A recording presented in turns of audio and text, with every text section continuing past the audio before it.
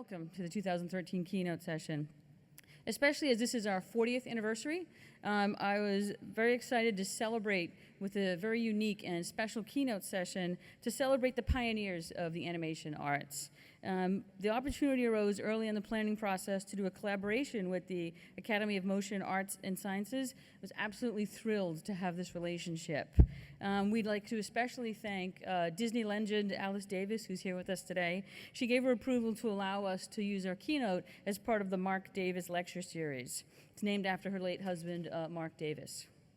This lecture series is managed by the Academy, and it provides a forum for all film experts to explore challenges in creating as well as producing and executing feature films. To kick off the session here, I'd like to introduce Randy Haberkamp. Randy is from the Academy, and he's going to come to the stage and introduce all of our panelists.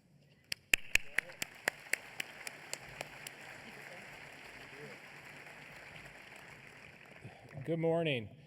The Academy is really honored to have the Marc Davis Lecture here at Siggraph's as Siggraph's keynote today.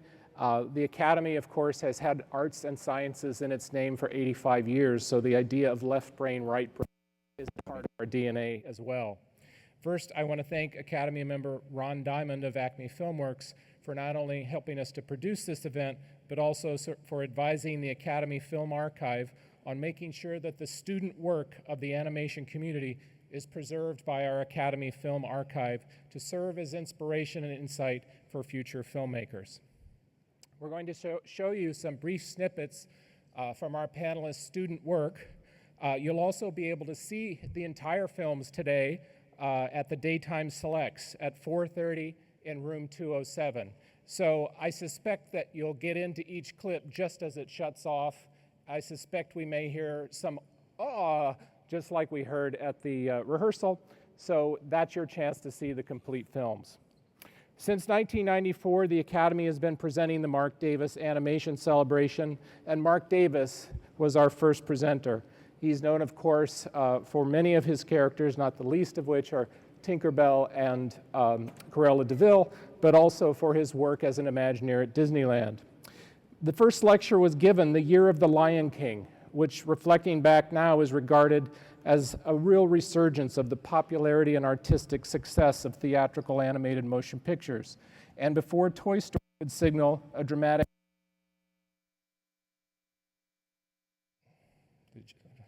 Marc Davis is often remembered as one of Walt Disney's 9 old men. The 9 animators he was referring to at that time were in their 40s, and it was a joking reference to President Franklin Roosevelt's calling the Supreme Court 9 old men, all too aged to remember and recognize a new idea. The Disney 9, of course, went on to produce many years of classic animation before they grew into the actual 9 old men that they referred to with age. For animation historians, Disney's 9 old men are now remembered as pillars of feature animation, and many of them, including Marc Davis, mentored many of the panelists on our stage today, which is the focus of our presentation. Ironically and symbolically, we ended up with 9 animated feature directors with us today, though they really don't qualify yet as 9 old men. But having them with us for the first Marc Davis Animation Lecture to be held outside the Academy's Beverly Hills headquarters seemed appropriate as we celebrate Marc's centennial year, with his lovely wife Alice here to witness it all, who is, Alice wanted to be an animator, but at the time, women couldn't be animators.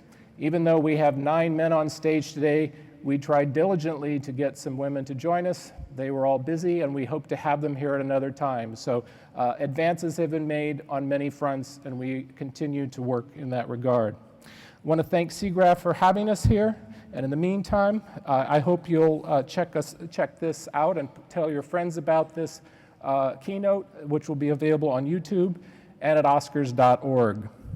Our first guest is Kirk Wise. Kirk, come on out, please.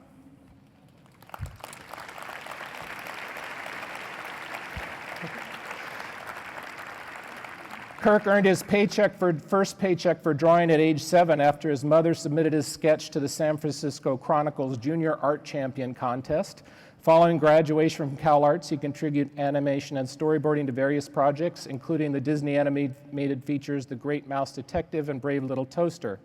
He worked with fellow animator Gary Truesdale to receive story credits on the features Oliver and Company and The Lion King, and the two would go on to direct Beauty and the Beast and Hunchback of Notre Dame and Atlantis: The Lost Empire.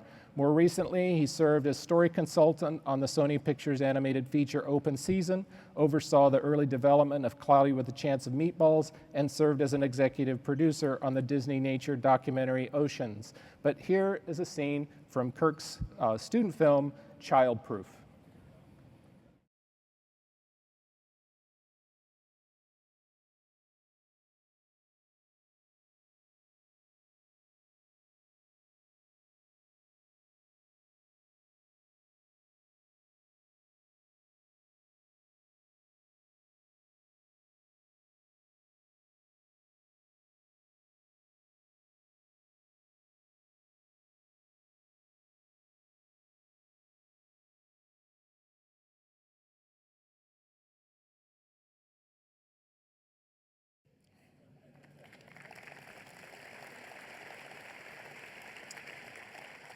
Our next guest is David Silverman.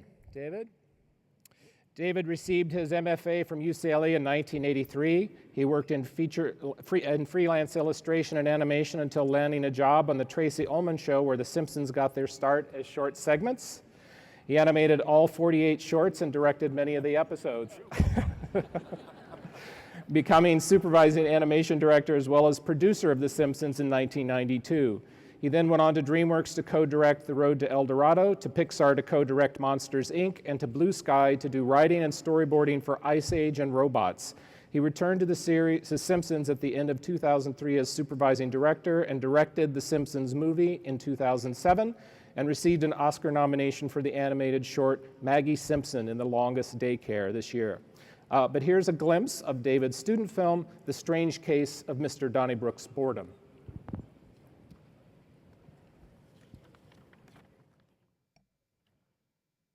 Pretty soon he began to count sheep.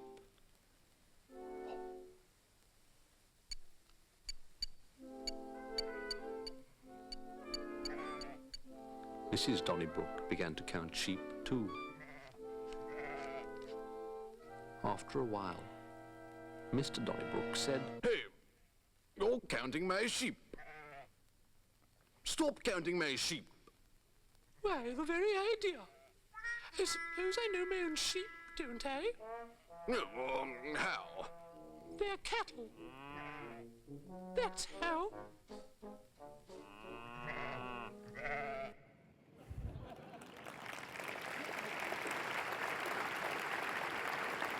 Our next guest is Henry Selick. Henry studied painting, drawing, photography, sculpture, and printmaking at Syracuse University. While taking an animation class, he completed his first film, Tube Tales, which received a nomination for a Student Academy Award in 1976. He enrolled at CalArts and then began training at Disney on The Fox and the Hound, but left in 1981 to sequence direct on the cutout animated feature Twice Upon a Time. He then directed several stop-motion commercials, creating storyboards for Return to Oz and Nutcracker.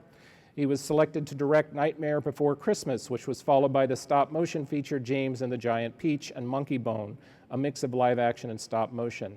His stop-motion animation work can also be seen in The Sea Creatures of the Life Aquatic of Steve Zissou. Most recently, Selick served as director, producer, screenwriter, and production designer for the Oscar-nominated animated feature film, Coraline. Henry?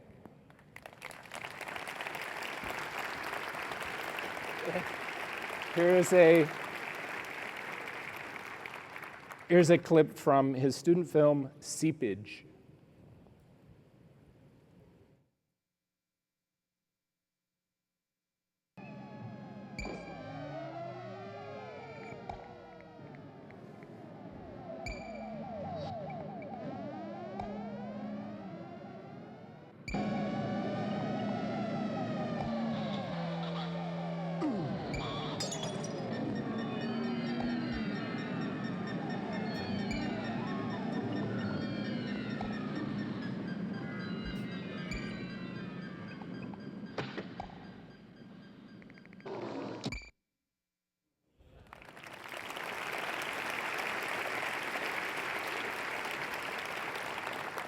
Next, Chris Sanders. Chris, come on out.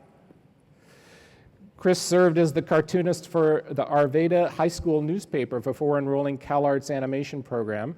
After graduation, he went to work for Marvel Productions and then Disney Studios. He worked as a story artist on The Rescuers Down Under, Beauty and the Beast, Aladdin, and The Lion King before being head of story on Mulan. Chris wrote, boarded, and directed Lilo and Stitch with Dean DeBlois and earned an Oscar nomination for animated feature film. In 2006, Chris joined DreamWorks Animation, where he directed the Oscar-nominated How to Train Your Dragon, and most recently, The Croods. Chris Sanders.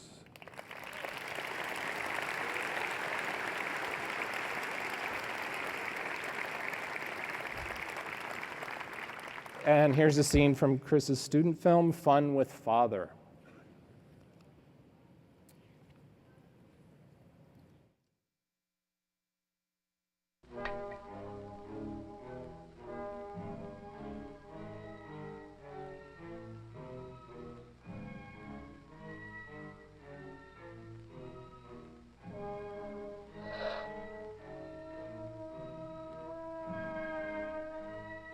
I'm sorry I have to do this.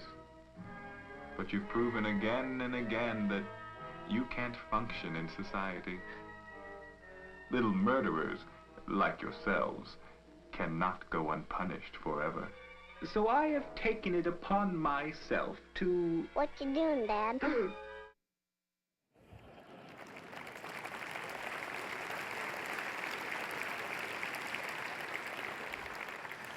Mike Mitchell graduated from CalArts and began work as a writer and storyboard artist on feature animated films and television series, including Ants, Shrek 2, Shrek the Third, episodes of SpongeBob SquarePants, and Monsters vs. Aliens. His live-action feature film credits include directing Deuce Bigalow, Male Gigolo, Surviving Christmas, Sky High, and Inland Empire.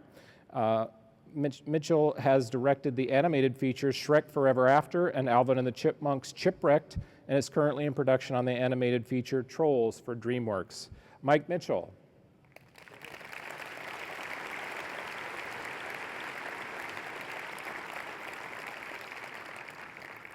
Here's a scene from Mike's student film, A Franny's Christmas.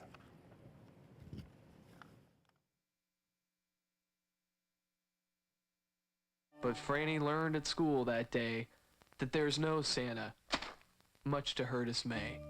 It was Gloria Ostriger that first told her. Gloria was Franny's friend who was 2 years older. I thought you knew. Gloria Ostriger sneered. It's your parents, not the fat guy in the silly white beard. It was then Fran's schoolmates began to tease her. They laughed and pointed, which did not please her.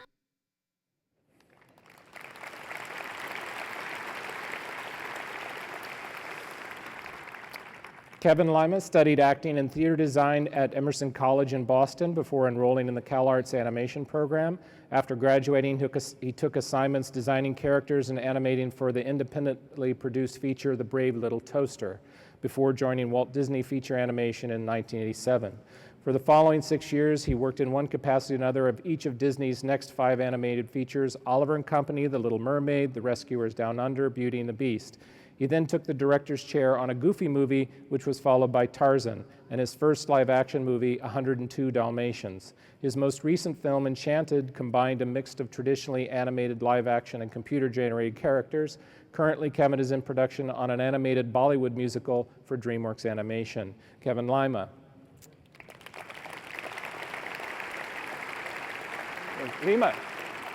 Lima. I'm from Ohio, where it's Lima. You know, what can I say? Yes, Glee, which is not like Lima. Anyway, let's take a look at Kevin's student film, Let's Misbehave.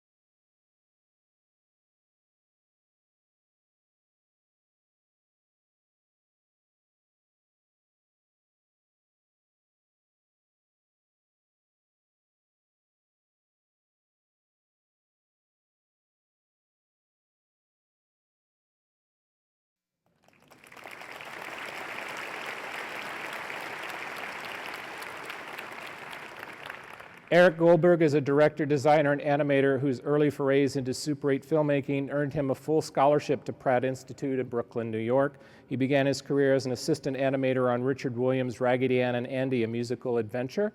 After co-founding Pizzazz Pictures, a commercial studio, he joined Disney and began work as a supervising animator on The Wisecracking Genie in Aladdin. He went on to co-direct Pocahontas, animate the feisty Phil in Hercules, and then directed, wrote, and animated 2 sequences for Fantasia 2000, Carnival of the Animals and Rhapsody in Blue. Recently, Goldberg served as supervising animator of the trumpet-playing alligator Louie in the hand-drawn feature The Princess and the Frog. Eric Goldberg.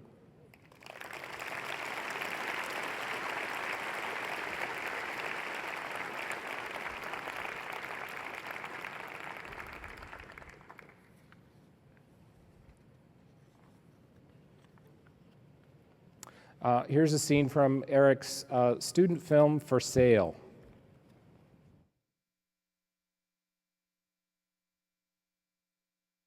$6,000 says it's yours. All right. 6,000 for what? Why, this, my friend, is whatever you want land. One snap of the fingers brings whatever locale you desire. Paris.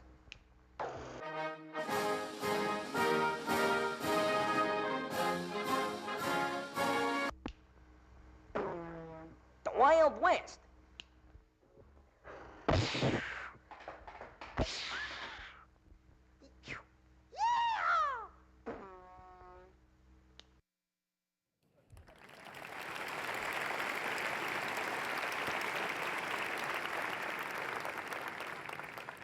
Ron Clements started in Disney's animation talent development program shortly out of high school in 1974. Mentoring under Disney legend Frank Thomas, he became an animator on The Rescuers, Pete's Dragon, and a supervising animator on The Fox and the Hound.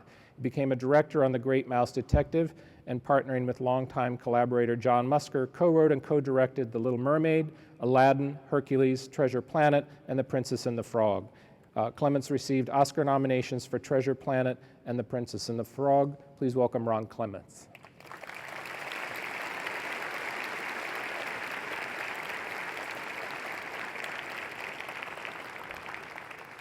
Here's a scene from Ron's early work, Shades of Sherlock Holmes.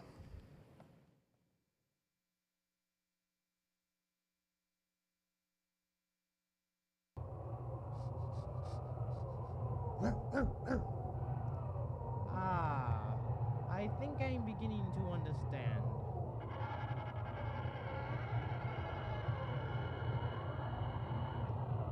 This isn't a gravestone at all, but a cleverly designed secret passage.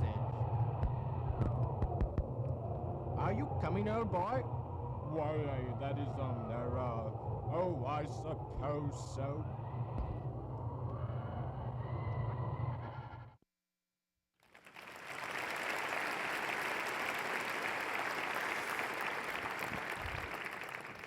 Pete Docter won a Student Academy Award for his film Next Door in 1992. Upon graduation from Cal Arts, he began working at Pixar, where he served as animator and co-wrote the original story on Toy Story, served as a storyboard artist on A Bug's Life, and co-crafted the original story for Toy Story 2.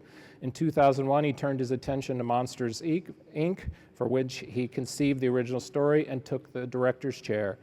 Docter received an Oscar for animated feature film for Up, which he co-wrote and directed. He also received Oscar nominations in the Best Original Screenplay category for Toy Story, WALL-E, and Up, animated feature film for Monsters, Inc., and animated short for Mike's New Car. Please welcome Pete Docter.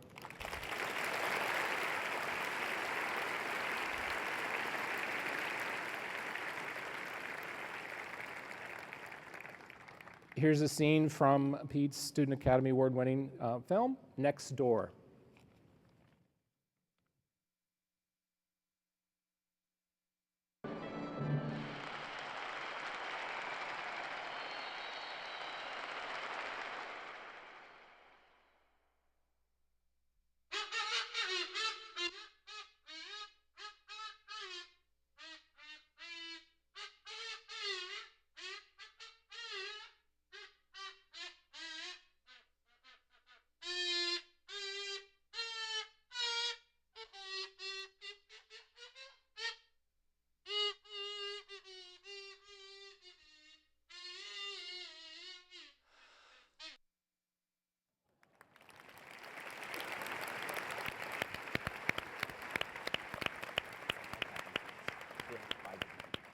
So, gentlemen, on behalf of the Academy and Siggraph, I want to thank you all for being with us today.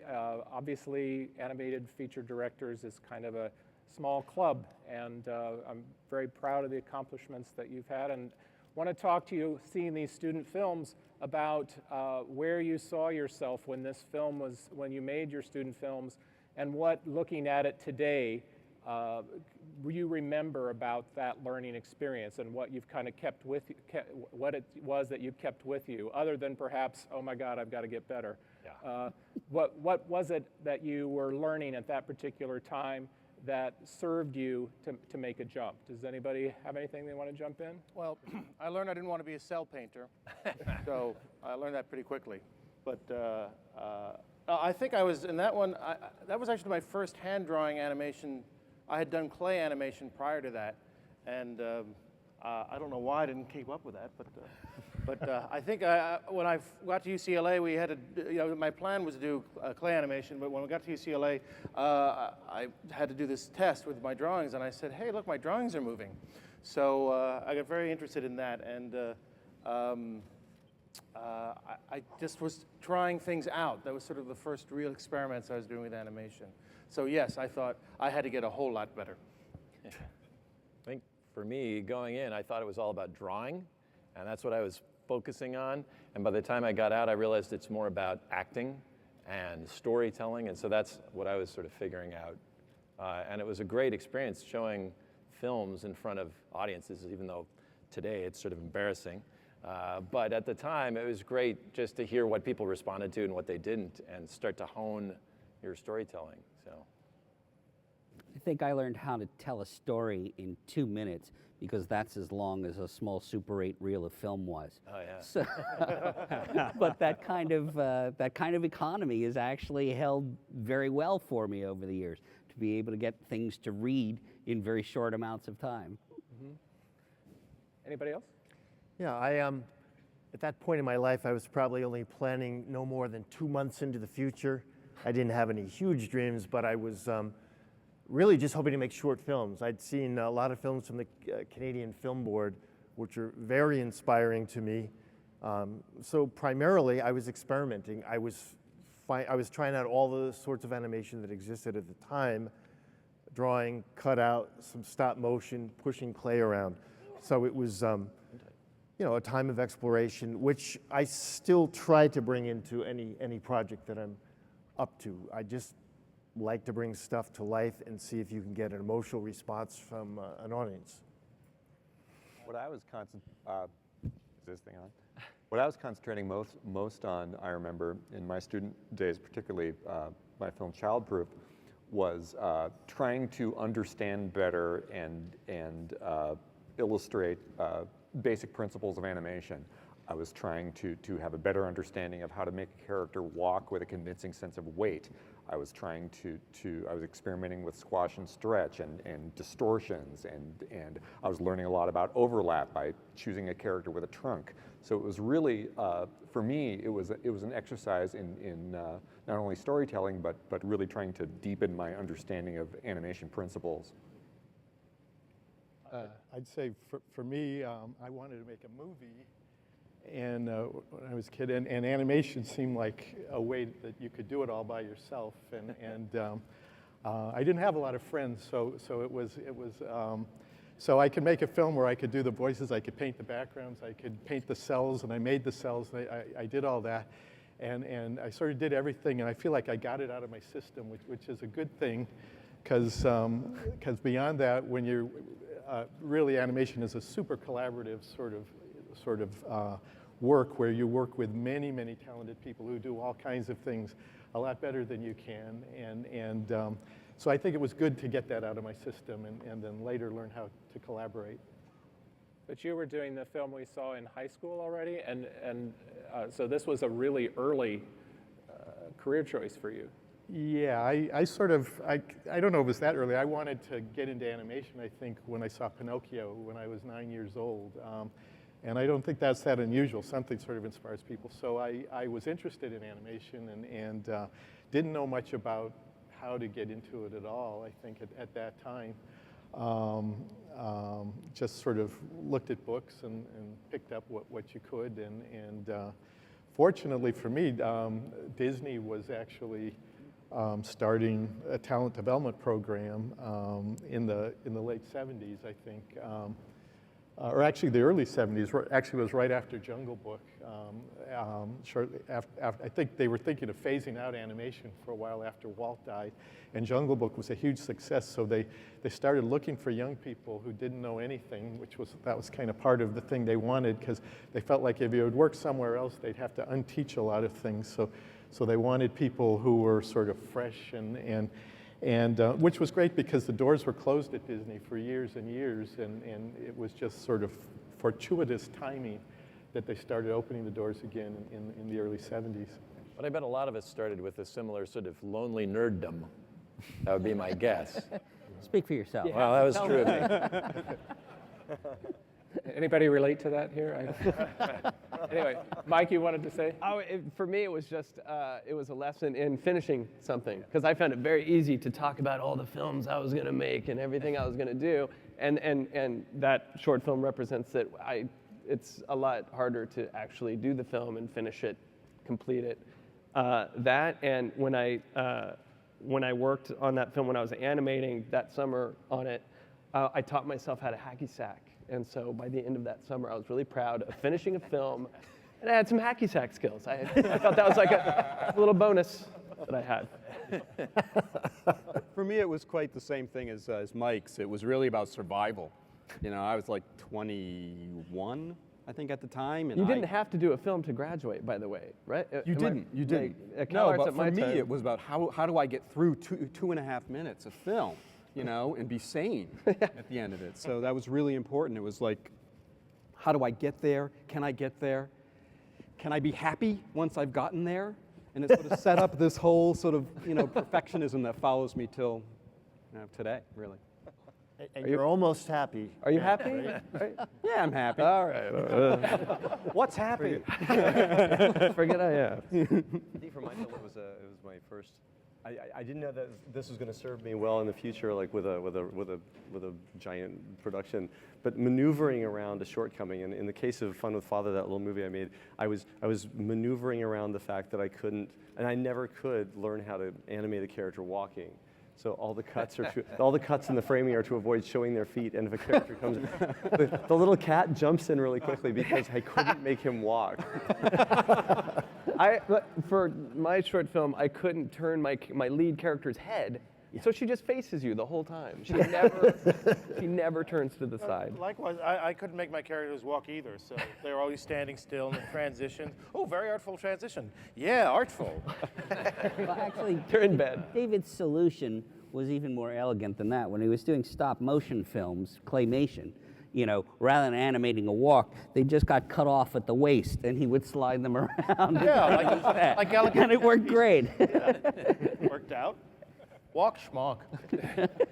Works for the Muppets, right? They get to do it. I stayed up for about 3 days solid finishing my student film, and the last few shots that I completed, I realized I didn't have enough time to fully animate this film, so I had to make some sort of shortcut somewhere. So a scene that I had staged as 2 full figures, I ended up staging as just a couple of hands. It's like I just had the father in close-up hand the bottle of aspirin to the son, all in close-ups of hands, and it looked very cinematic, like I had a good eye for cutting, but it was a total cheat. It was a shortcut so I could get the damn thing done. Didn't you have to do the same thing in Beauty and the Beast, though? Yeah. Oh yeah, God. The hands.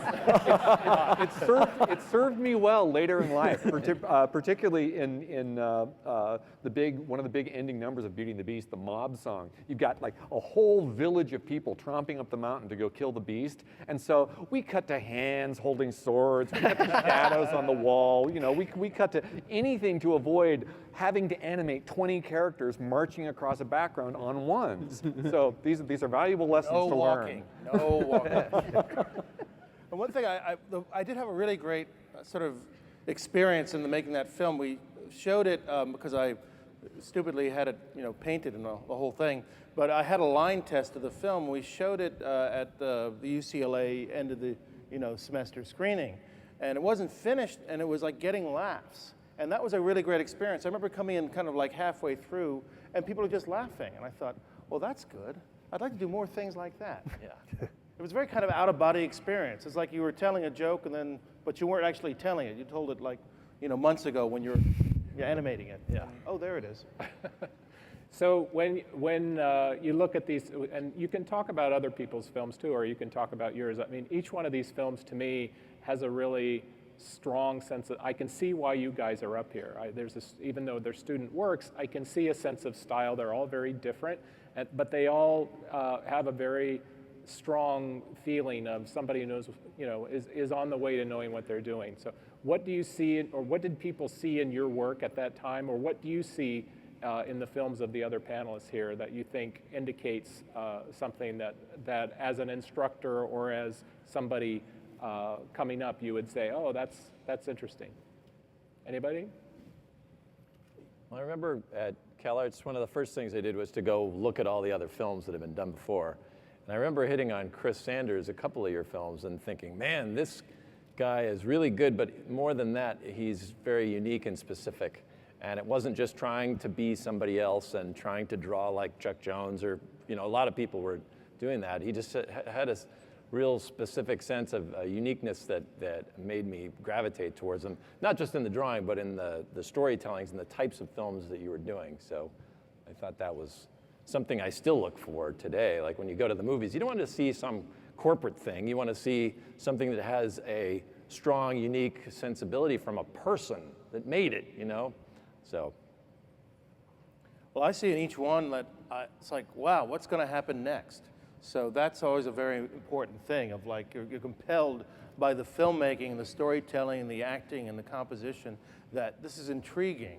And so we just saw clips, and it's like, I need to see all these films because I want to know how does it end, or how does it begin even, because it's just so, that's a mark of like, this person is a storyteller. I need to know what's going to happen in the next shot.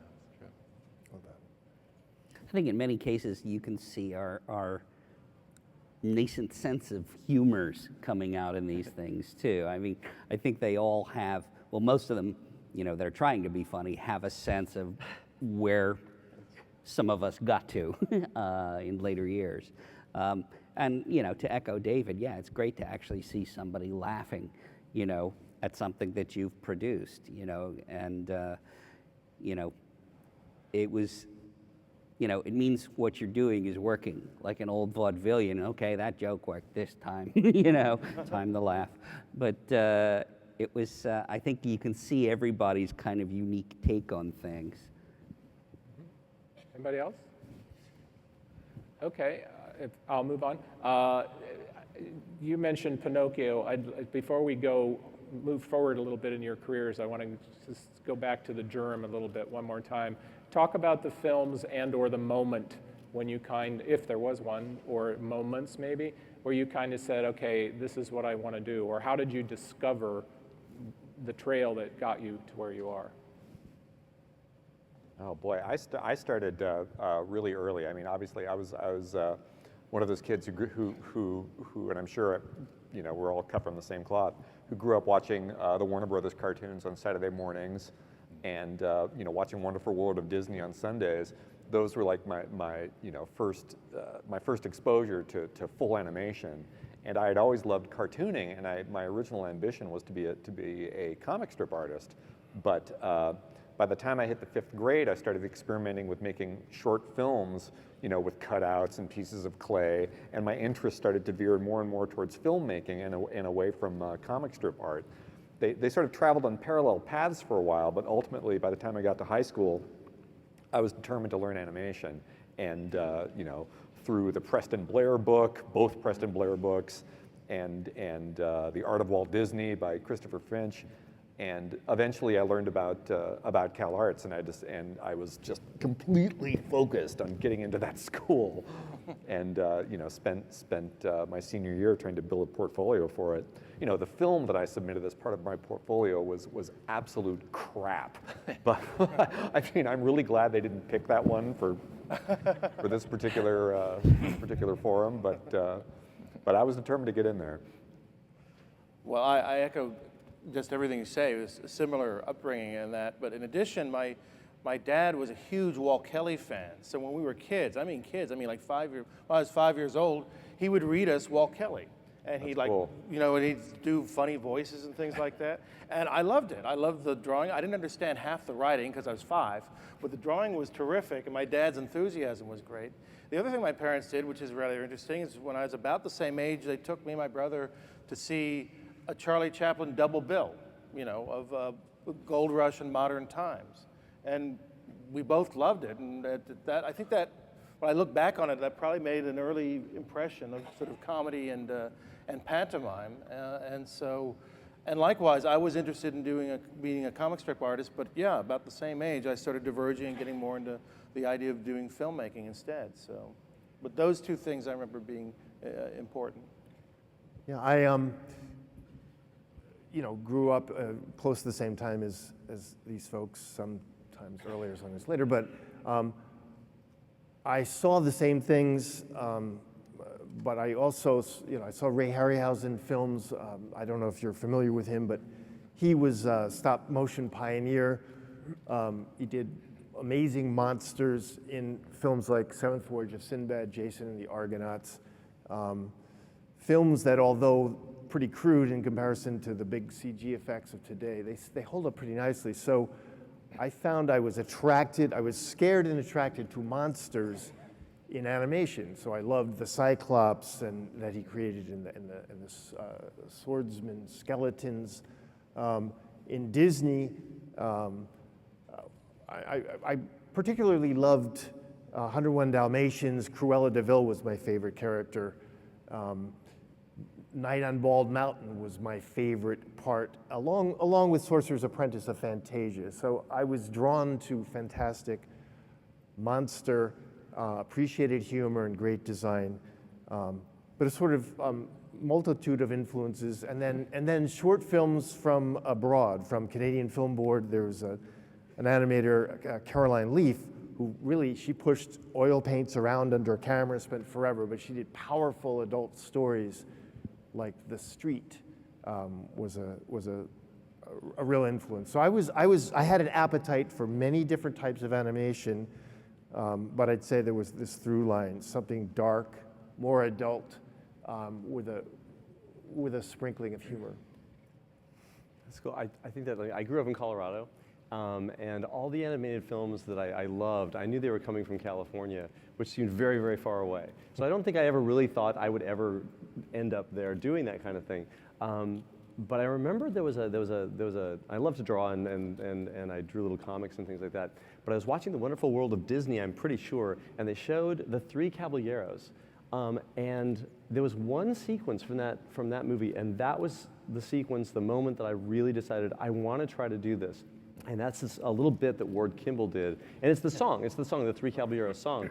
And it was it was so fun. It was just, and it took advantage of animation, like all the strengths of animation, things come and go, and it's quick and it's ingenious.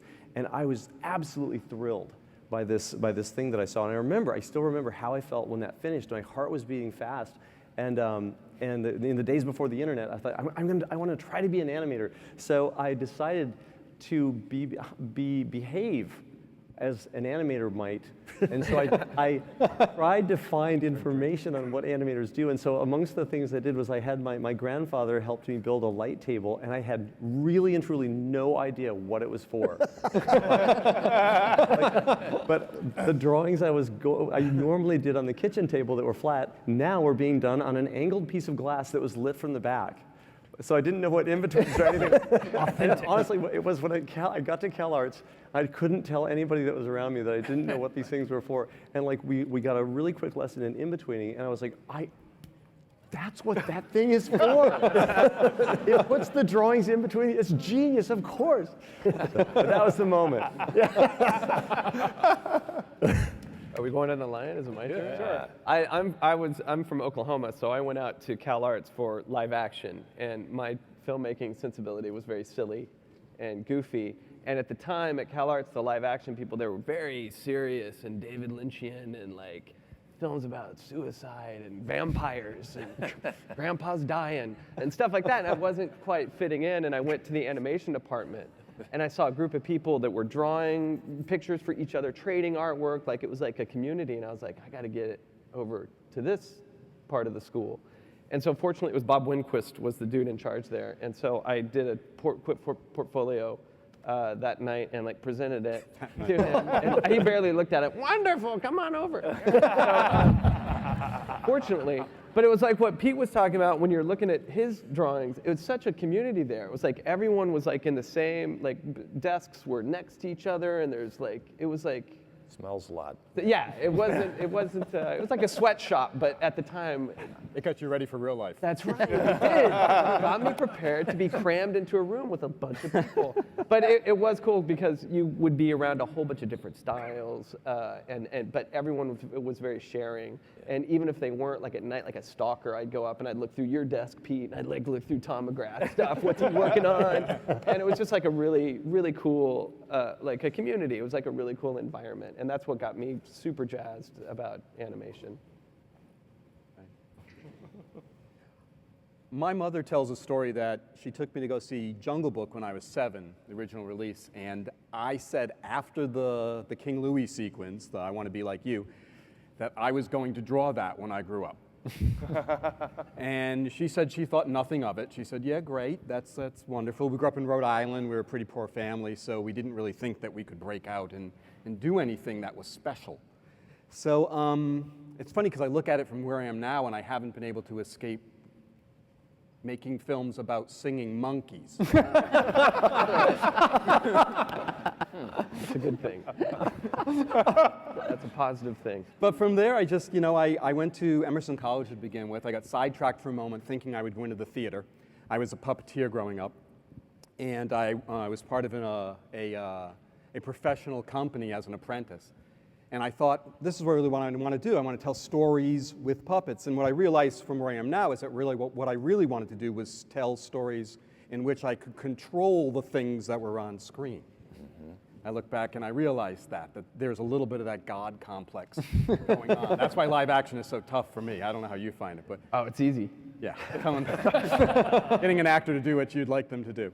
But without posing them, moving them around. You stand you right can't do here. that. You're not supposed to. Oh, they're crazy about that. But halfway through that year, I just felt like, and maybe this is it too, I was at school with actors and I couldn't control them. So I thought, what am I doing? I want to be in animation. I've always wanted to do this, and I went on this little sidetrack here, which ended up being a great sidetrack because it helped me later on moving into the telling live action stories.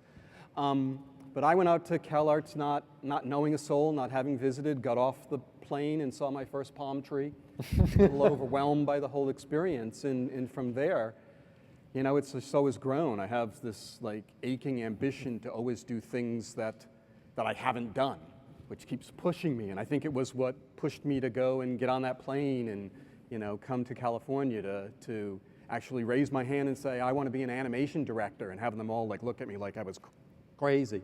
And then from there say, I want to do live action, and I'm raising my hand now saying, I want to go do a Broadway show. So, it really comes from that place of just hunger. I've just always hungered for the next thing. Well, I'm probably older than most of you people here. Thank you. And I remember when I was a kid, TV was still kind of in its infancy. And there was you guys are lucky because in the digital age, you can go on to YouTube, type in practically any animated film in the history of creation and see it. And in those days, you had to find stuff, and the information was very, very little. What we had then was the Disney program, the Art of Animation book by Bob Thomas, and the Woody Woodpecker show.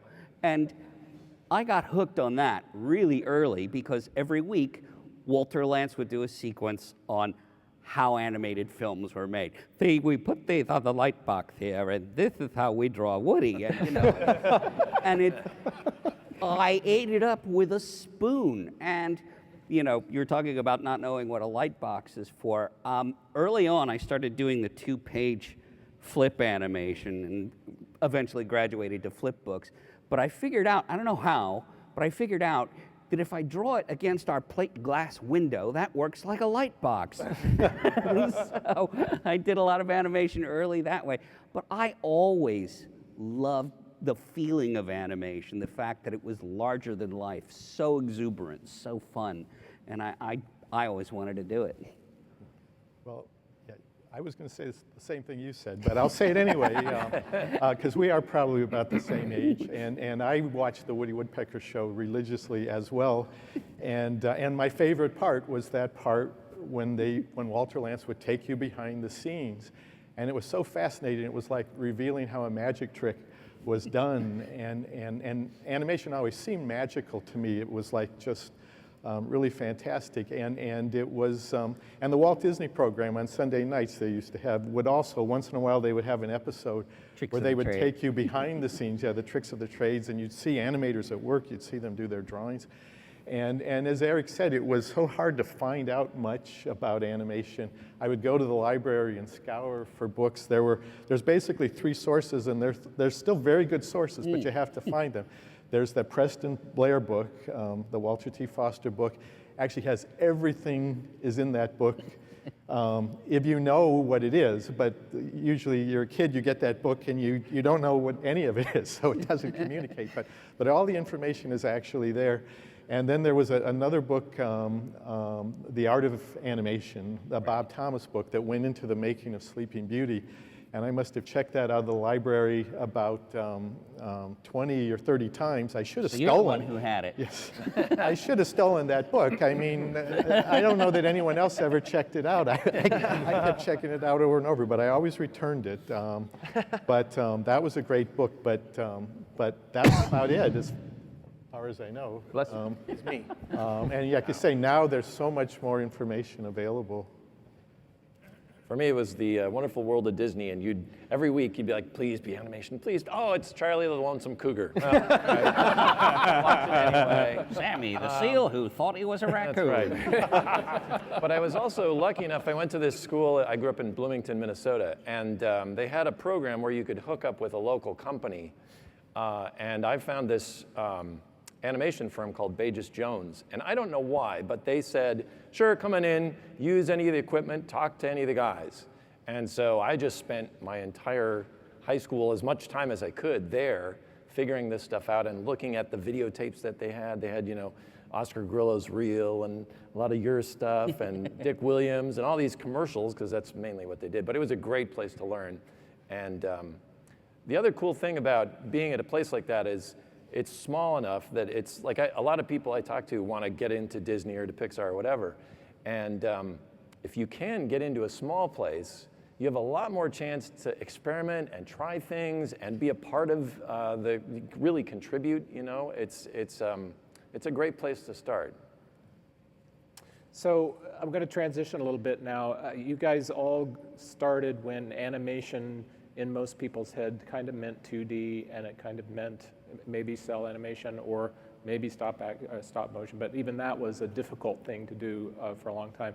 So you've also kind of witnessed this transition and this constant change as to what animation means and how the business is regarded. I mean, it was almost on its way out when some of you were coming into it, and yet now it's like one of the hottest things going, and yet it's also in a huge revolution.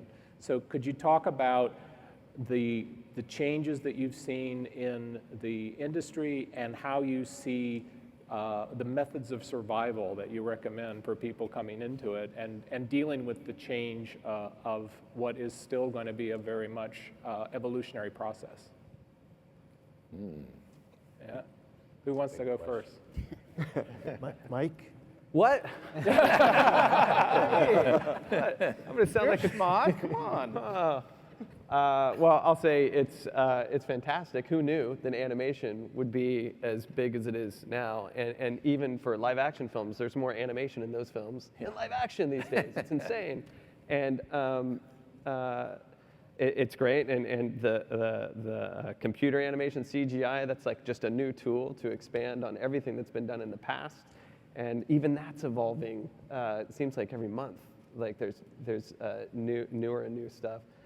The only negative thing that I'll say is about it is storyboards are now done on the Cintiq. Is that how it is for everyone? You don't like that?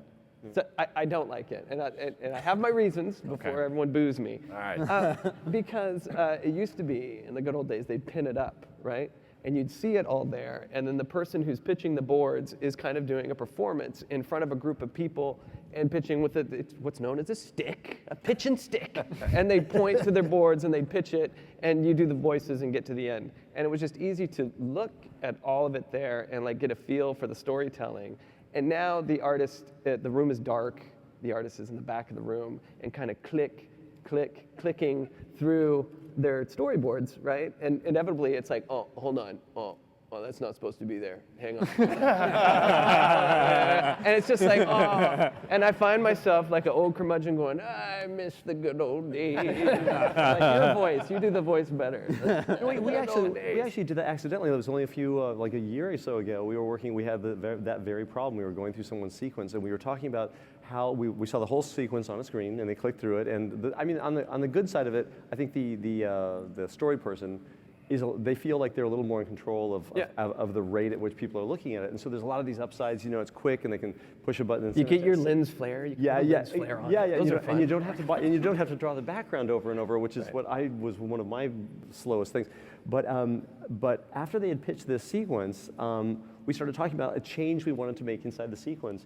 And we all got a little bit confused, like, no, that happened after he jumped off the cliff. No, dude, that was before he jumped off it. And we started getting into, let's pin it up so we can see it. And so we had somebody pin them all up on those old-fashioned boards. We got all the boards out. And when we came in the room, we were like, this is amazing. Yeah. I can see the whole thing at once. This is incredible. And look, I can change things just like this. I can move it around. So we got to get back to like doing that. Yeah. Like, sure, pitch it on the thing, but then have it in the other room so you can go in there and start folding things over and stuff. Still evolving. Still evolving. Yeah. What will they think of next? I'm with you guys. I really loved, I spent many years in story at Disney, and I really loved just the interactivity of it. I loved how physical the job was. We'd be standing up on chairs and folding drawings back or tearing them off or frantically scribbling new ideas and pinning them over the old ones. It works your core too. Exactly. You got a good workout. You gotta go up. And we would be hauling the boards through the hall and lifting them up and getting them ready for pitch mornings at the 6 a.m. meetings with Jeffrey back at Disney. But there was something really exciting about it. It's something that I miss a lot. Well, plus they'd be hung up in the hall, and I would stop and read these boards. Everybody would. Yeah. And you'd stop and look at somebody else's storyboards. You'd just be there with your coffee and just enjoying that. And that really, I miss that. I miss that sort of inspiration being in the halls all the time. It's the piece of it that I'm having the most trouble with, because this is my first CG film, is that everything is hidden. All the art is hidden in files, and you have to dig through the computer to find everything. And I really miss the just being able to be inspired by something you happen upon, as opposed to something that you search for. In fact, I'm a little bit worried now because I think we've all had this experience, I'm guessing, but I've gone into a room to ask about a certain thing. It could be a shot or something, and the person I'm talking to goes, oh, hold on a second, and they go, right. And they write this thing about this long, and they click, and the scene comes up, and I'm like, does anybody else know where that is? Because if he gets hit what happens if in that the guy head with a hammer, that's where that is. Are we going to ever find it? I have the same reaction. Although they're talking now about doing storyboards, I have to see this if this can happen. It's like Tom Cruise in Minority Report, where you can where you will be able soon now to be able to move the sketches around. You can blip them, you can change them, you can draw on one. When that happens, maybe that'll be the best. It might be next week. Who knows? Maybe there's someone here that knows how to do that. I just know that we were doing The Simpsons. Really, we're the last holdout of not having it on cells. We're like 2002 was the first time we said, okay, we have to go digital, because everybody else had gone digital. And basically, we're getting it painted in Korea, and they said, you're the only characters doing it now, and we don't want to do it anymore, because, we can't hire anybody. Well, I don't want to sell paint. We ran out of paint. That. We're done with that. And they started sending things with deliberate mistakes. I'm convinced they were deliberate mistakes. Things like, okay, we're going to truck from 12 field to sixth field. It's gone out of focus. You know better than that. Oh yeah, the cameraman, he's gone on to digital. Yeah, that's it. It's a rookie cameraman. I think they're buying it. And you know, so we were kind of, you know, eventually had to go there. But it occurred to me, it's like, wow, we've been doing this. This almost feels like a 19th century technology that we're doing, you know, sort of cloistered away. I don't think we're there yet. I was just thinking at Paramount, I'm working on the SpongeBob feature, and I don't know if you guys get that, but we're looking at the big screen, right, and looking at color. And I'm like, wow, the color looks off. They go, no, no, no, don't look at that screen. Look over at this one. Yeah. And I'm like, oh, it's a little tinier screen. I'm like, oh, so I look at this for color, and that for... So it seems like something that's maybe still evolving. Right? Yeah. I'm going to get on a soapbox for a moment here, if you will indulge me.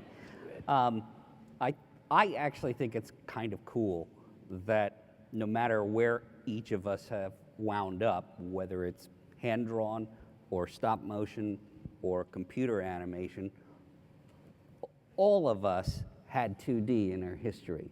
All of us did hand-drawn films at one point or another, because we needed to know those principles.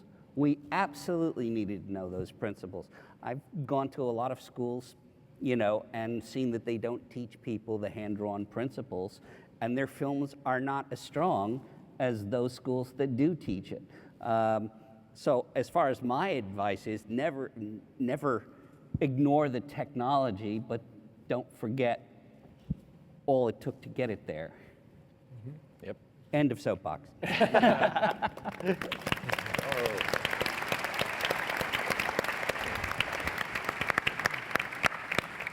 So anybody else on the technology question and dealing with change?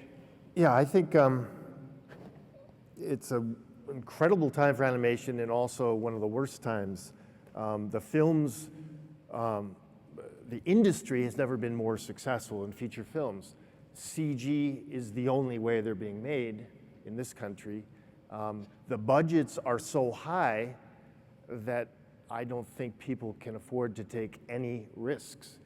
So to make a great film within these parameters of being very commercial, you know, having to make a blockbuster every time, it puts an unhealthy pressure on the creators.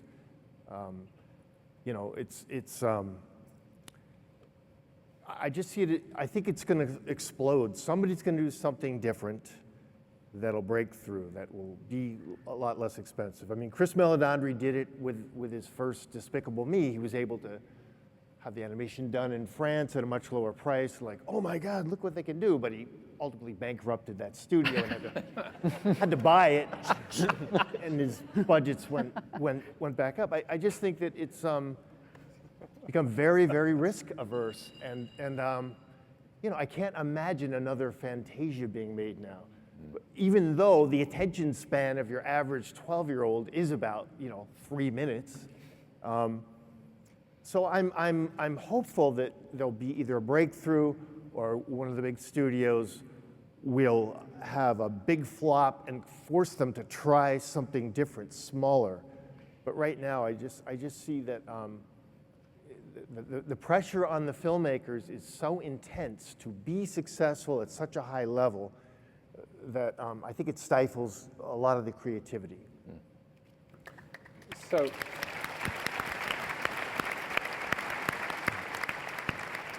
So how do you relate that to someone who is where you were when you made your student film?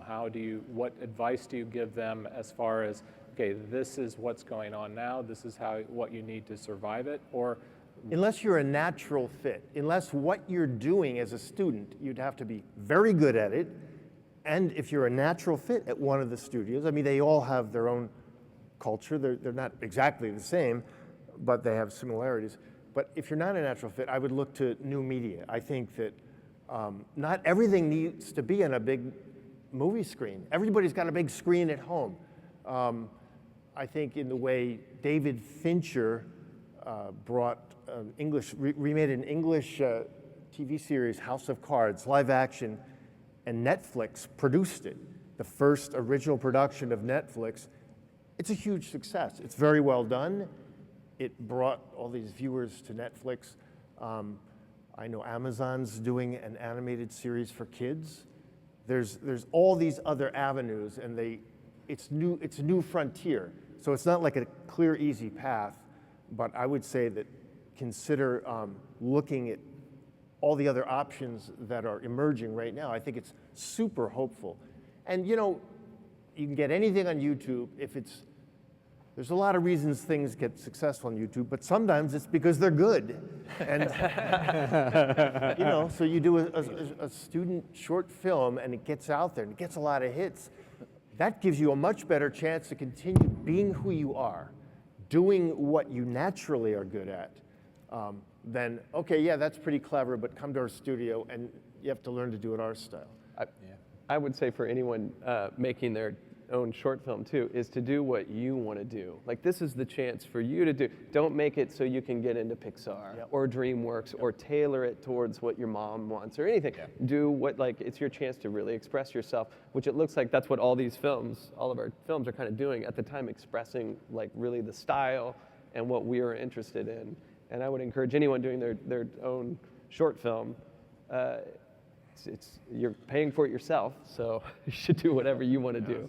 The other thing I'd say too is the good thing about, on the upside of technology, is it took a long time for me to finish my film because I had it painted on cells, and I even inked it because I couldn't afford to do xerography of the lines. Do they know what cells are? I don't think so. They're playing along. The point is, I could have made that film in a much shorter time. It took me over the course of like 4 or 5 years to finish it, just because of the amount of labor involved. But now all that labor part is squashed down. And that's a good part, because you have more time to express your creativity and your storytelling, and a lot of mechanical things you can do. And that part of the technology is only going to get better, faster, and more portable. And that's sort of the good news. And I think, too, what you're saying is that you could do even maybe a feature that could be done for less of a price, because this technology will get more affordable and collapse. And there'll be other programs that you can utilize and spend more time being creative than sort of the mechanical difficulties and the pitfalls. I think it's interesting always to kind of look 10 years ahead, because people always tend to think that the way things are is the way they're going to continue to be, and it seems like that isn't the way it ever is. I mean, and without making any big predictions, I feel safe in predicting that 10 years from now, things will be somewhat different than they are now. And no, you can sort of be a part of that or not, but things kind of move through all the different cycles, and it's always interesting, and things come out of left field, things you don't expect, and suddenly everything changes, and it's like, whoa, what happened?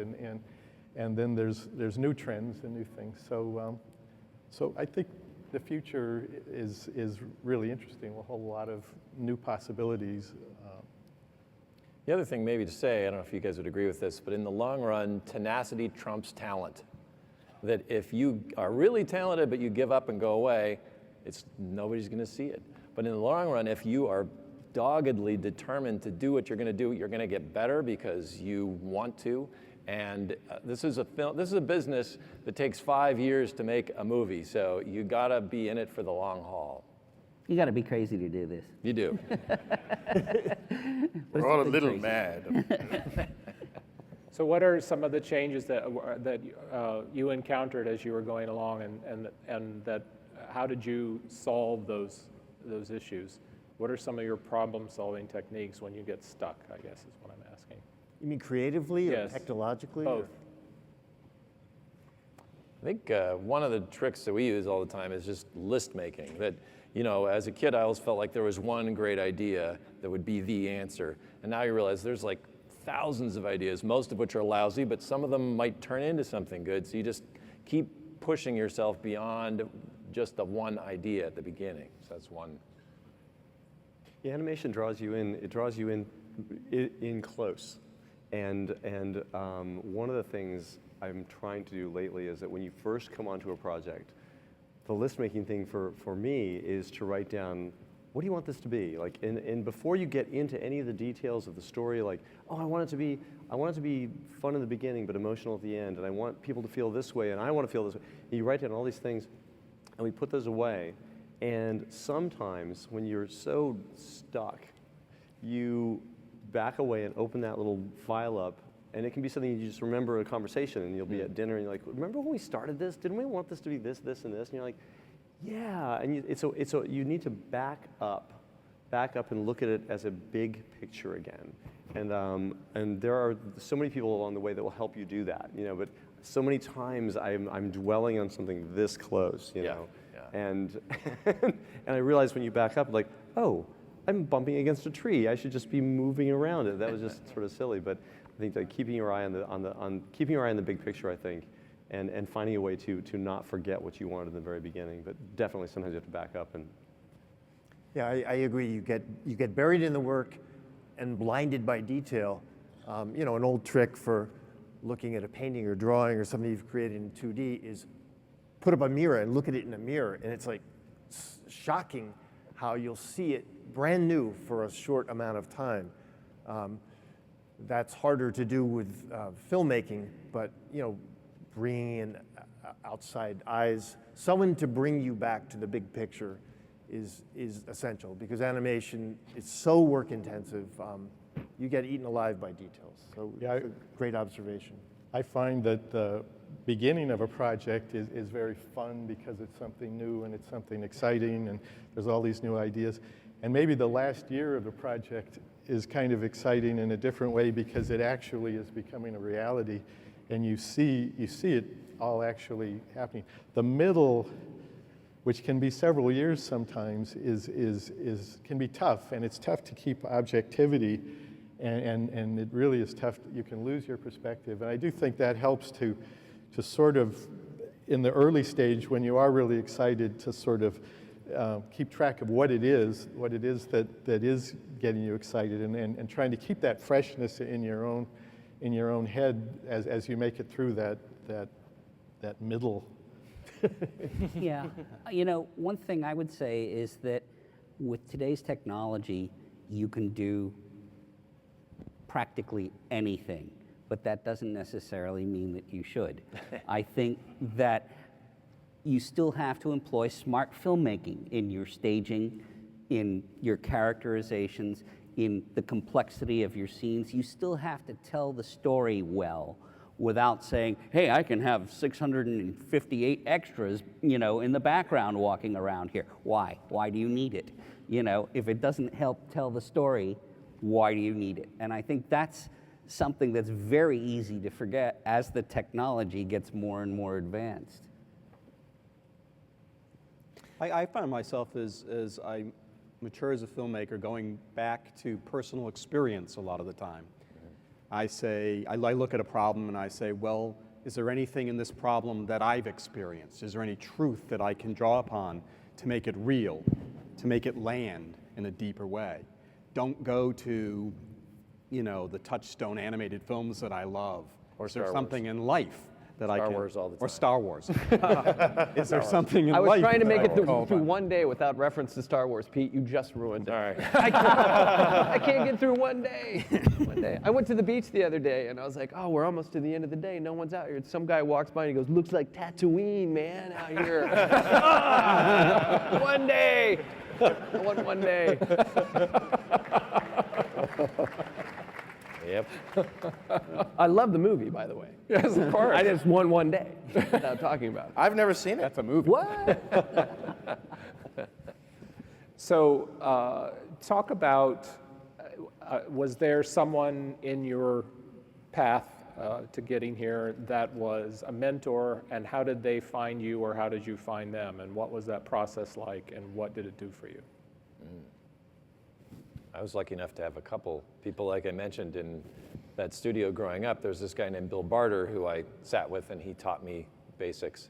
Along the way, I got to meet Joe Grant, who was amazing to just pick his brain and talk to him about what was important to him in crafting the story of Dumbo and Fantasia and all these great films that he was affiliated with. And it really broadens your mind because you love these films, and to think of somebody making them kind of broke my brain a little bit, because they feel like they've always been there to me, you know? They're just so great. It's like somebody from God handed them down, and I don't know. So thinking about the process of making them in the same way that we're doing, you know, and struggling with the same things that we struggle with. I mean, Joe used to say, really not much has changed. You know, it's the same problems.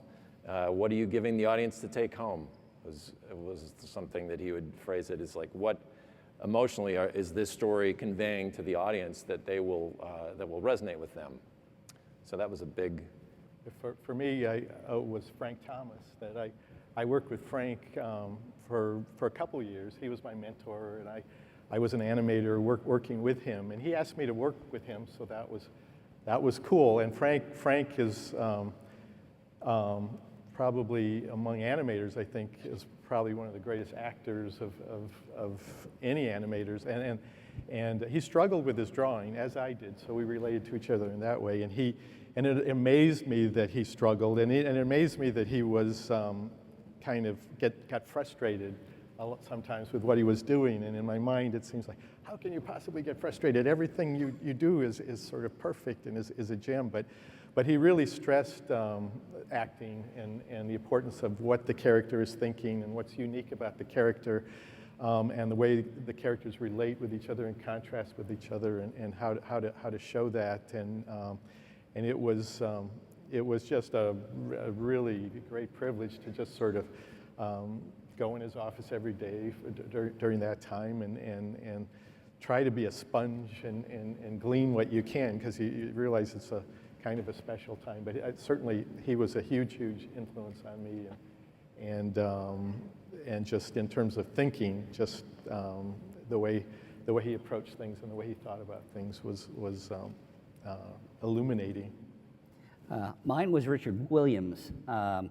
He of Roger Rabbit fame, and prior to Roger Rabbit, he'd been doing television commercials and things like that.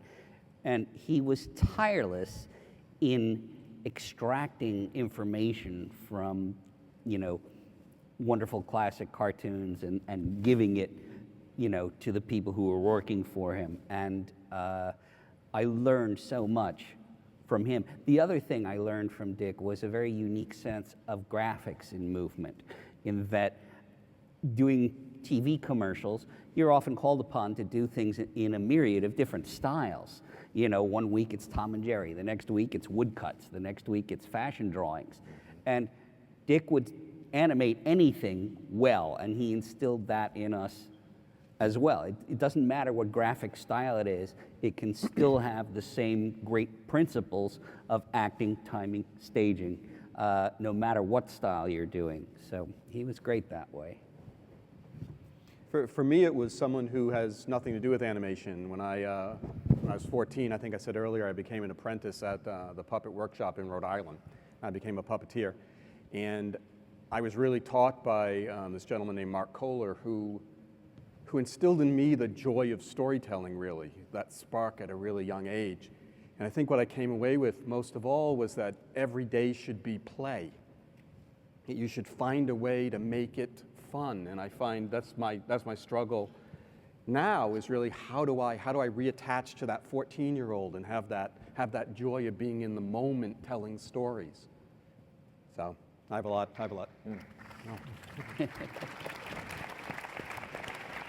I don't know if it's a mentor, but like I said, the community at Cal Arts was really cool. Just to be around a whole bunch of different artists doing their own style was really inspiring. And then my parents were completely encouraged. I'm sure all of our parents here did. Completely encouraged what we're doing. Like, gave me art supplies and encouraged me. And they weren't artists. I'm from, like I said, from Oklahoma, and never discouraged anything I was into or wanted to do. With exception, I did go through a stage where I was drawing devils a lot, and we were in church, and my mom was like, "Don't draw yourself." That's the only time she said no to artwork. But super encouraging. Yeah, I'd have to second that. I think that that my immediate family was so encouraging of everything I was doing, and there was a period of time I had a little Underwood typewriter that had a ribbon that was from 1901, and there was barely any ink on it. I'd bang out these little stories on this typewriter, and they were short stories that were all about misfortune and disaster, and they're really dark. But I would type them out, and I'd bring them upstairs, and this is great, Chris. Do another one. But I've read them since, and they're really kind of frightening little stories. Kind of terrifying and stuff. And so my parents, and they were like, no matter what I did, they're like, this is great, do more, you know. And but also like a lot of my teachers, I never really, and this is just, I think, just the luck of the draw for me. I never met any of the art teachers in my life. I never met some art teachers that were really into what I was doing, and I couldn't really find like cartooning and stuff like that. I couldn't find anybody that knew much about that. But surprisingly, it was other teachers in the Colorado school system that encouraged me. Like my Lang arts teacher, Cheryl Jones, in high school, she was like, well, you don't write so well, but I'm going to let you be the cartoonist in the school newspaper. So I had that encouragement and that outlet. And one of my high school, one of my junior high band teachers, I played saxophone. And he let me do cartoons for their publications, and he did a little art show for me and stuff like that. So a lot of the teachers in my life actually like really supported what I was doing and showed a lot of interest when I couldn't find it in other places. I'll just mention a couple of people. When I was really young, I was drawing all the time and pretty good for a third grader. The principal at my grammar school, recognized this and hooked me up with a local illustrator, this pretty famous guy named Stanley Meltzoff. This is in a time when they were still doing a lot of paintings for National Geographic. There was a series in Life magazine, which was a big deal back then, on the Civil War. Stanley was the guy doing those paintings. So once a week I'd go to his house after school. He had a real studio, like a Renaissance artist. If he needed to paint a dead horse, there was a dead horse there hanging from a chain. There were models. He was like the real deal, and I'm this little squirt, like, what do I do? And he would just sort of come over and encourage me, and I'd draw my animals and draw what I was doing. So Stanley was a huge influence to see how one artist, the classic tradition of great painters, how they work. Cal Arts, I was in both the character animation program and experimental animation program. And the experimental, the head of that department was this guy, Jules Engel. Jules exposed me to world animation. So we saw the classic Disney shorts, but I saw things from Poland, Eastern Europe, from Belgium. I got a sense of what else is going on, and it wasn't all funny cartoons. There was serious political statements, darkly humorous things, many different techniques. I ended up coming to Disney and getting a job, and then my third, very critical, to survive. There was basically I was a fish out of water because everybody else I was working with there had dreamed their whole lives of working at Disney and could draw the characters and understood the principles. And I was doing like New Yorker cartoons that came to life. Things that made sense in a certain world, but not at Disney. Actually, I'll mention Glenn Keane because he had gone to Cal Arts right before me. He took me under his wing and he got me to draw rough. He got me to explore and understand the principles of what the hell Disney animation really is about. So Glenn, who draws like Michelangelo, is one of the greatest artists who's ever worked in animation, was the third mentor for me. In many ways, my first mentor in animation was Eric Goldberg. We met in 1974 at a Kodak movie award competition, for a teenage movie award competition. We both won in it, and they placed us together. They had the event at the Plaza Hotel. I guess that's when Kodak had a lot of money back then. We were roomies. Yeah, and we were roommates. And Eric's work was like phenomenal. It was For Sale was in there, and I was like, wow, this is really great stuff. And so Eric really, we became very good friends, and Eric encouraged me, and yeah, he was like my first mentor. And I would say the other one that comes to mind was I was very fortunate to get to know and become very friendly with Bill Scott, who was, I'm sure many of you know, was the co-creator of The Bullwinkle Show, and wrote a lot of the material and did several voices. It was actually interesting for him because that was a later part of his career, was doing these voices. but he was very encouraging. It was helpful. It wasn't specifics, but just encouraged. He said something once to me. He said, "David, a lot of people draw well, but you draw funny." I said, I think that's a good thing. So, he was a great guy, and it's a real pity. Bill sadly died at the age of 65, before the real renaissance of animation came about, and I wish he got the chance to see that. He would have been very happy. I'd have to, I think one of the most pivotal mentors in my early experience was at CalArts was our color and design teacher, Bill Moore. It was one of those rare classes and rare teachers that comes along that literally changes fundamentally how you look at the world. The language of color theory and design and the principles of design were utterly new to me. I had never heard any of this stuff before, and it just blew the top of my head off and affected the way I watched movies. It affected the way I arranged furniture in my room. Suddenly, it was like seeing the world through a different set of eyes. And believe it, the sort of twin pillars of my experience at CalArts would be represented by Bill Moore, and then our caricature teacher, T. He, who just had this wonderful sort of off-center vision and wonderful sense of whimsy and humor. And he would sit down with me and painstakingly go over all my storyboard panels that I had drawn and just suggest little tiny tweaks, changing the angle on something this much, changing the expression this much, just to add more interest, more humor, more whimsy. And I remember T always emphasized, teaching us ways to kind of shake up what we were doing and kind of clear away the cobwebs and look at what we were doing in a fresh way. He would encourage us to draw upside down with our left hands, or if you walked a certain way to school one day, walk a different way the next day. And I just loved him for that. He was just a really wonderful and special human being. So I would have to say Bill Moore and T. He. So I have a couple of questions from the Academy's Twitter and Facebook followers I want to bring to you. Matt Campana has asked, what do you do currently to keep yourself creatively fresh, and how has that changed over the years? Anybody have any creatively fresh secrets?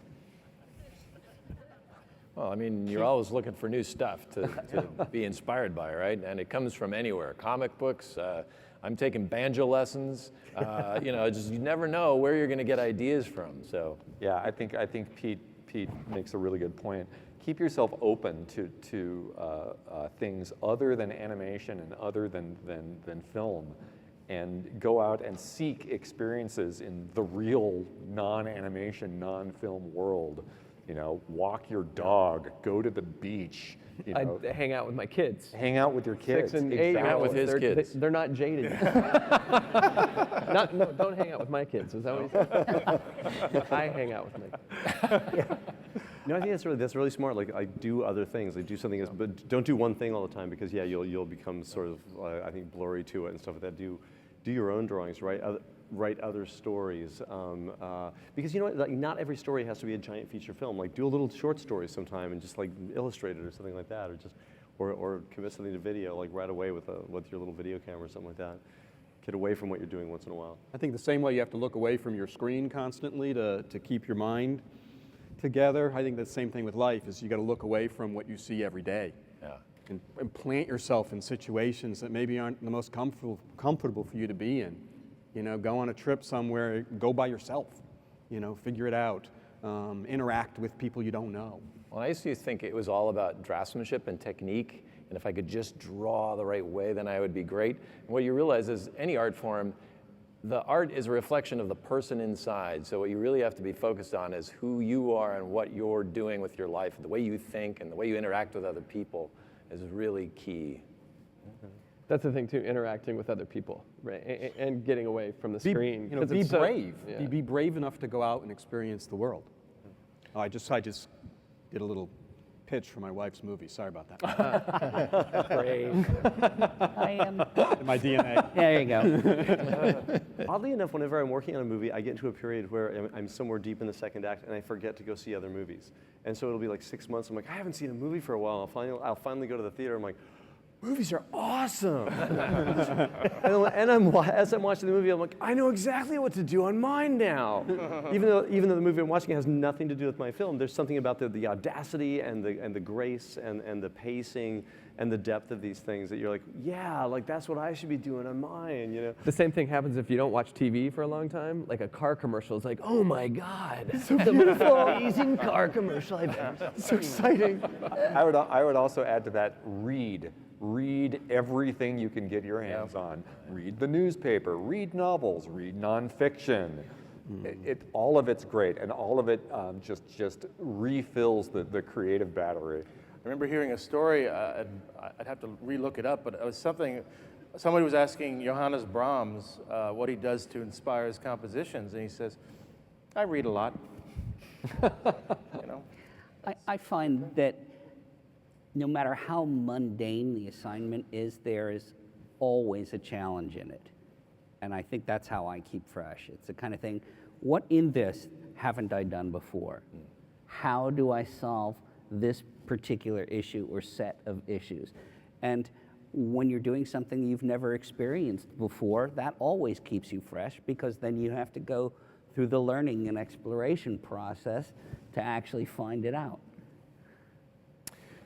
Next question here is from Pamela Kohler. It's, what are the biggest holes in the education of most young animators? What can students and beginning professionals do to fill in those gaps? So what are people not getting that they need when they come to you guys and they're starting out? Depends on which students you're talking about. Yeah. Is there a trend anywhere that you see where that students are coming and not having, or let's try it a different way. What is, when you, obviously people think, if only Pete Docter would call me, I could have a career. Well, you're busy, right? So when you do have a student or a young professional that you're working with, what is it that gets your attention and that makes you kind of decide to mentor them? What is it that gets you to see something there that maybe, like your mentors saw something in you? What is it that you're looking for that gets you, or is it different in each case? For me, it's I would have to say it boils down to the ability to convey a simple idea clearly. It's the ability to communicate. Yeah, I always think it's that when I was looking at portfolios of people, it's like, oh, these characters have a real point of view, and they convey, they convey emotion. They're not just, I'm a funny character. No, it's just like, oh, I see what that character is thinking, or what it wants, and so forth. I think a sense of story. I think that I've seen a lot of different portfolios. I just came from the comic convention, and people will bring up little portfolios on iPads and things, and I'm like, my main note is no matter what you're doing, whether it is character design, layout, or if it's just you're making a little film, story, a sense of story is always what I think is going to hook me and hook people that look at it. I'd like to echo that. We recently went to some animation schools in France, and the biggest note we had when we came out was these people have a certain ability, but the most important thing is, can you tell your story? Can you actually tell it in a way that people understand it and enjoy it and are entertained by it? And in many cases, they couldn't. I think the technique should be secondary to your ability to actually convey what it is you have in your head. And that involves the craft of storytelling as much as anything else. Knowing how to use the camera, knowing, what certain things in film grammar mean and why you would use them. That's what I find the most lacking these days. Bill Moore at CalArts said, you're not cartoonists, you're students of communication. And that stuck with me. I also think a sense of entertainment is always good, and certainly animation and entertainment kind of go together, but it's even compared with live action, I think that there's a fun aspect to animation, and almost every moment when an animated feature really works well. It's not, there's some films where you sort of go past the dull parts to get to the good parts, but if an animated film, for it to really work well, it's almost like every single moment has some sort of entertaining aspect to it to help kind of sustain it. It's tough to sustain a story for an hour and a half. That's probably one of the hardest things there is to do. And on top of all the skills, what I like to see is someone who has ambition, someone who comes back a second time after you've talked to them and says, what do you think? I made some changes and I'd really like to share them with you. That need to keep growing is someone that I want to invest in. Okay. Well, I want to say a couple of things before we wrap up here. One is that the people in this room have a lot of brain power, and I'd love to see you all tackle the concept of digital preservation and keeping not only the films that we've screened snippets of here alive, which were shot on other media, but the digital formats, which are very quickly changing and are something that need a lot of attention. There's some careers to be made there, and they're probably in this room the solutions. So I challenge you to that. Richard Williams will be at the Academy on October 4th with an exhibition, so hope if you're in Beverly Hills, you'll stop by for that. And I want to thank you, gentlemen, for making this a very informative and humorous and fun and engaging conversation. Thank you all for being here. Thank you for joining.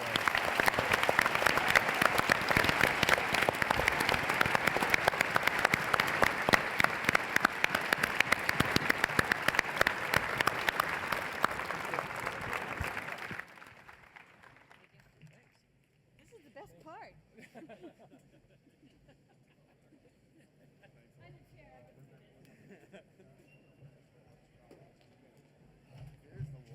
We'd like to have a huge thank you, obviously, to our illustrious panel here. A special thank you to Alice Davis here, who gave permission for the Marc Davis Lecture Series. Thank you so much, Alice, for your blessing on this. We've got two big themes here, experience and experiment, and we've got a massive convention center full of all that for y'all right now. Thank you very much. Have a great week.